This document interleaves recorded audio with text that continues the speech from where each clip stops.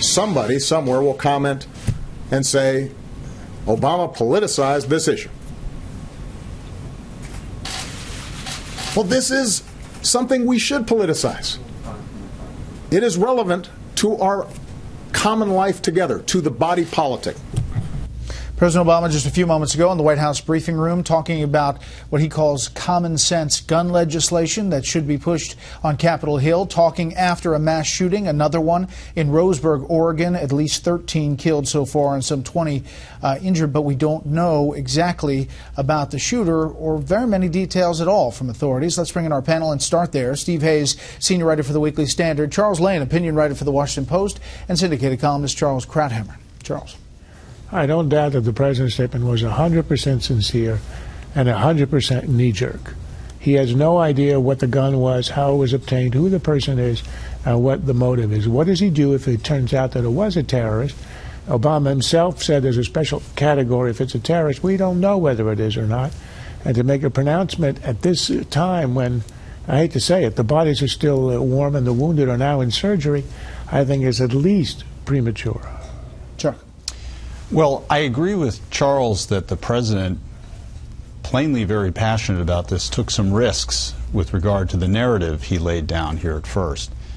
But I do believe there is a such thing, as my kids would say, as common sense gun legislation.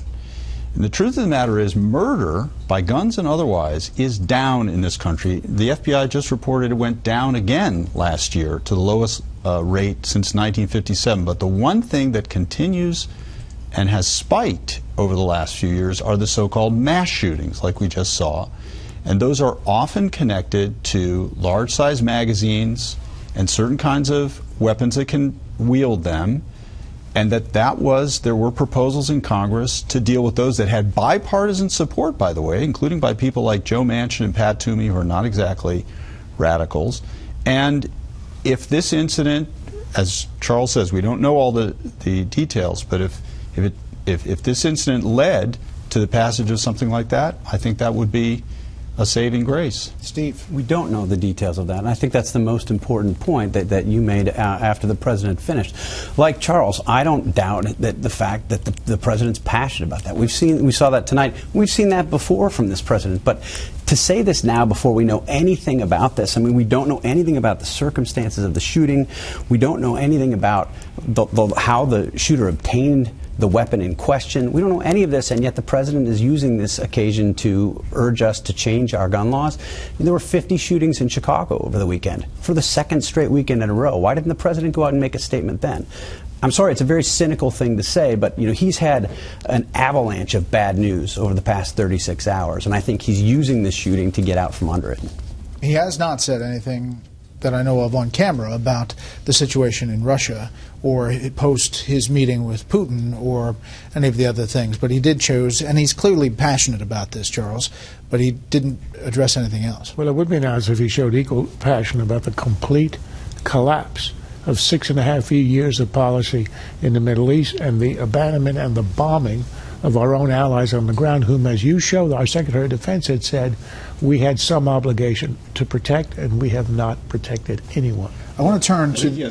We have an obligation to protect Americans in Oregon, too, just saying.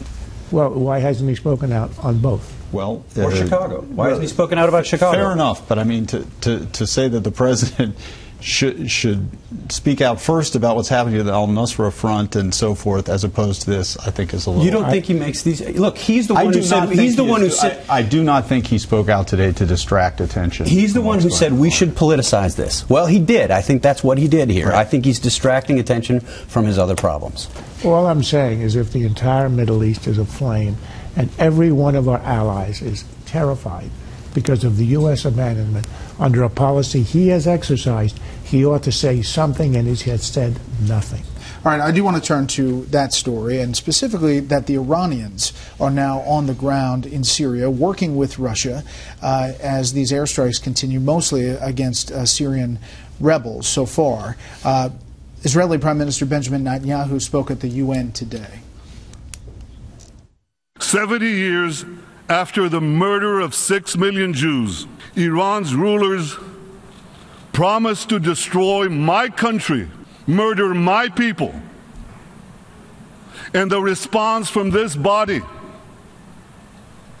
the response from nearly every one of the governments represented here, has been absolutely nothing. Utter silence. Deafening silence.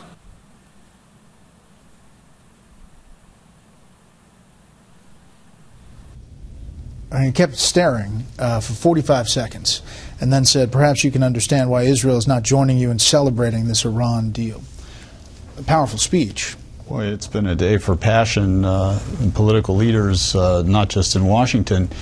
You know, I think what he is also responding to is shared by some of the other U.S. allies in the region, which is a sense of abandonment by the United States, or a sense of disconnect with this administration right now. We were alluding to the situation in Syria. One thing I do probably agree with these two guys about is that Vladimir Putin right now is establishing himself as the kingmaker in that region. We'll see how that plays out, but together with Iran, he is becoming the go-to power, and I think even Benjamin Netanyahu made a little pilgrimage up to Moscow just to make sure he checked in with him, which tells you where things are going. This is a bit of a Friday lightning round on Thursday because of the structure of the show. I want to talk briefly about House Majority Leader McCarthy, his statements on the show tonight in reaction to that dust-up over his comments of the Benghazi Committee. I think the original statement was stupid, and I think in his attempt to clean it up, he made the matter worse. He didn't have anything to say to you. He couldn't defend what he had said. Trey Gowdy has gone out of his way to keep the Benghazi Committee from being political, and I think has done a darn good job about it. And with that one soundbite, Kevin McCarthy stepped on it in a big way that I think will cause other Republicans to take a second look at him. Gowdy has spent 2 years as a prosecutor, skilled and very honest, being absolutely scrupulous in the way he's conducted this hearing, and McCarthy demolished that in 30 seconds. I'm not sure he's undone the damage.